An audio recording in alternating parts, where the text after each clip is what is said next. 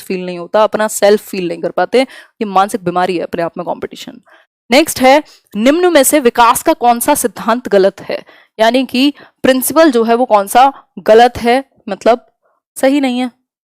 Which one of the following is not a principle of development, बताइए एक बार।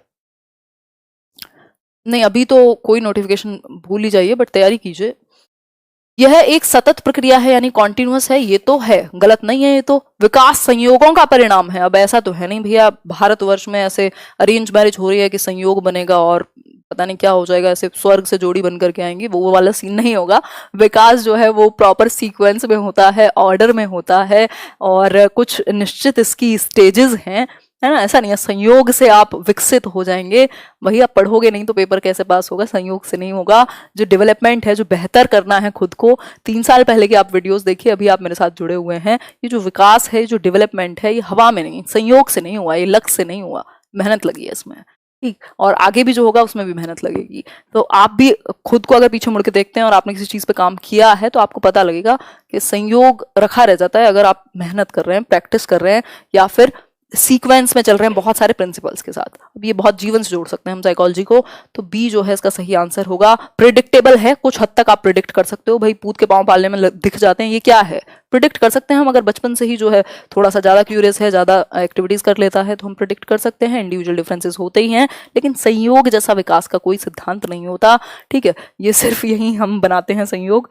आगे बढ़ते हैं नेक्स्ट क्वेश्चन की तरफ। नेक्स्ट क्वेश्चन है, आनुवांशिकता का डैश सामाजिक संरचना माना जाता है, मतलब कि आनुवांशिकता यानी हेरिडिटी को किस तरीके का सोशल स्ट्रक्चर आप मानेंगे। प्राथमिक यानी प्राइमरी, गौड़ यानी सेकेंडरी, स्थिर मतलब स्टैटिक, और गत्यात्मकता यानी डायनामिक। अब किसी को कंफ्यूजन थी उसको आज हम दूर करेंगे। अंजुबा गांधी, तारीफ के लिए शुक्रिया, हम आपके आभारी हुए। फिर भी बता दीजिए आंसर करके, बहुत अच्छा लगता है जो लोग डिसलाइक करके जाते हैं, मैं बहुत ही खुश हो जाती हूँ, और जो लोग लाइक करके जाते हैं वो तो मतलब आपके लिए शब्द नहीं है, निशब्द हो जाती हूँ मैं, ठीक है। तो आंसर कीजिए।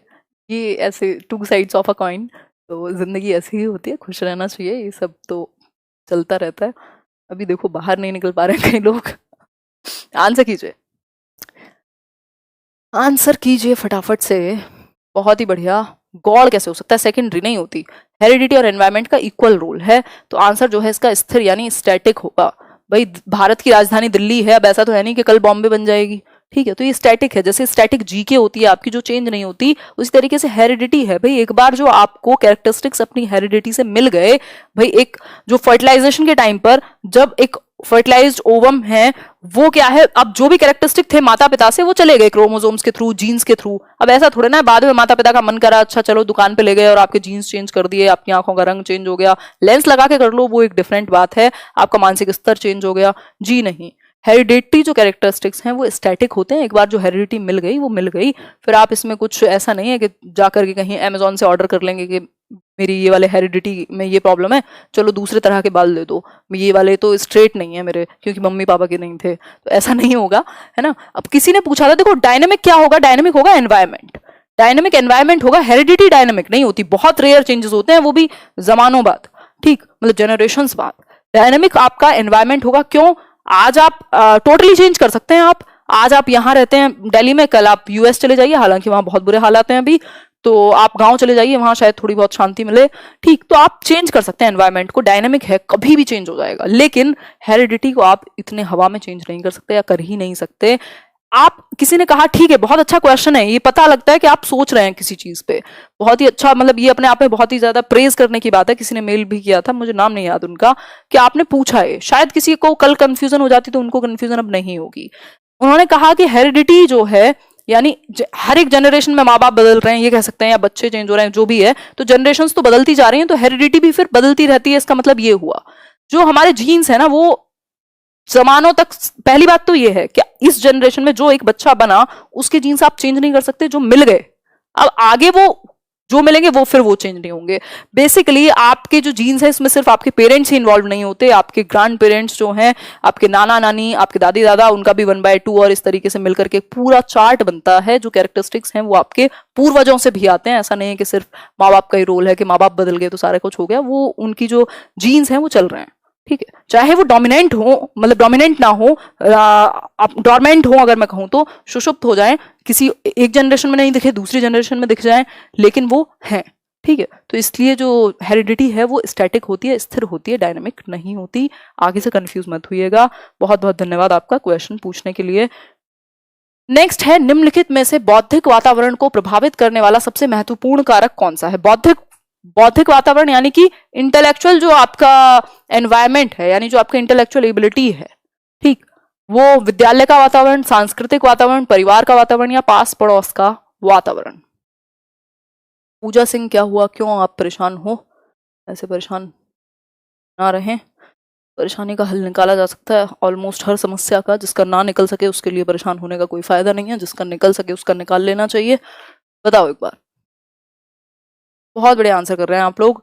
पास पड़ोस के वातावरण से आपका बुद्धि का विकास होता है, तो आपको कभी हम स्कूल नहीं भेजते। आंसर क्या है? विद्यालय का वातावरण, जो कि रोल प्ले करेगा आपके इंटेलेक्चुअल डेवलपमेंट में, जहां पर आप बहुत सारी चीजें सीखेंगे, चाहे वो खेल के थ्रू सीखें, चाहे वो अपनी प्रेयर में सीखें, चाहे आप अपने कल्चरल जो कार्यक्रम हो रहे हैं वहां उसमें सीखें। बेसिकली विद्यालय क्या है? अपने आप में सोसाइटी को रिप्रेजेंट करता है, और यहाँ पर हर एक तरह की एक्टिविटी हो रही है जिसमें आपका दिमाग से लेकर के हर चीज विकसित हो रही है। तो जो सबसे इंपॉर्टेंट रहेगा बौद्धिक विकास को प्रभावित करने वाला जो एक अच्छा खासा कारण है वो विद्यालय है, जहां आप बहुत सारी मेंटल स्किल्स सीखते हैं जीवन में। आगे बढ़ेंगे नेक्स्ट क्वेश्चन पर। किसका स्वागत करना है बता दीजिए। फूल मालाएं ले आते हैं। पोइट्री शो बाय गोवर्धन, बहुत ही बढ़िया, स्वागत है आपका जी। पहला लाइव है आपका, जितने भी लोगों का पहला, दूसरा, 1000वां लाइव है, सबका स्वागत है, सुस्वागतम।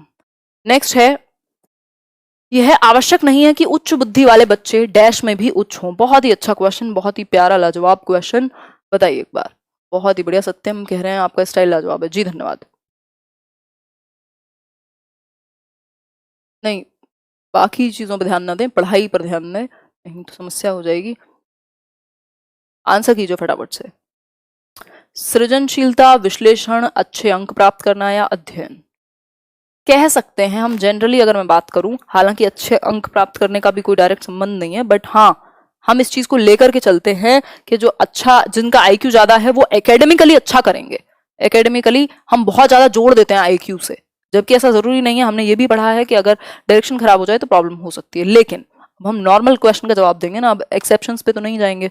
ठीक है, तो उच्च बुद्धि वाले जो बच्चे हैं वो जरूरी नहीं है कि सृजनशीलता में भी उच्च हो, मतलब इंटेलिजेंस का जो लेवल है अगर वो हाई है तो जरूरी नहीं है कि क्रिएटिविटी भी उतनी हाई हो।